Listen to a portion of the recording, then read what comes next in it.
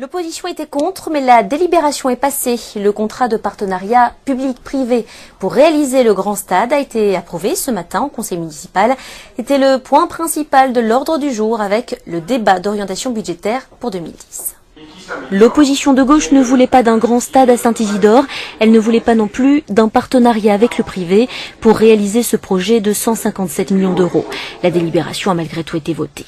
La société choisie sera chargée à la fois du financement, de la réalisation et de la gestion de ce projet pendant 30 ans. Cela permettra à la ville d'avoir son grand stade en 2013.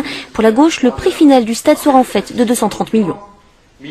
C'est exorbitant et en plus ça va grever les finances de la ville pour les générations futures. Ça bloque pendant 30 ans sur un budget global d'investissement de 70 millions d'euros actuellement. Ça bloque 1/7 du budget pendant 30 ans. Ça permet aux maires de pouvoir lisser les investissements, ça se voit pas tout de suite. Sauf que moi c'est ce que j'appelle un poison lent. Ça veut dire que au bout de plusieurs années, ce qui va se passer c'est que ce crédit revolving va devenir un crédit revolver pour les finances niçoises. Ce partenariat public-privé a été validé par l'inspection générale des finances. Pour la majorité municipale, il s'agit d'un simple crédit. Nous allons avoir à l'horizon 2013 un équipement dont la valeur est 157 millions d'euros qui sera utilisable immédiatement et sur lequel effectivement nous allons payer des annuités pendant 30 ans. Mais c'est la même chose que quand vous achetez un appartement. On paie le prix raisonnable et le prix le moins cher par rapport à toutes les autres formules qui auraient pu être disponibles.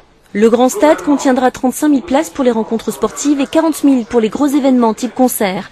La municipalité espère doubler la fréquentation moyenne au stade et accueillir un match des 8e de finale de l'Euro 2016. Les travaux devraient commencer en 2011 pour une mise en service courant 2013.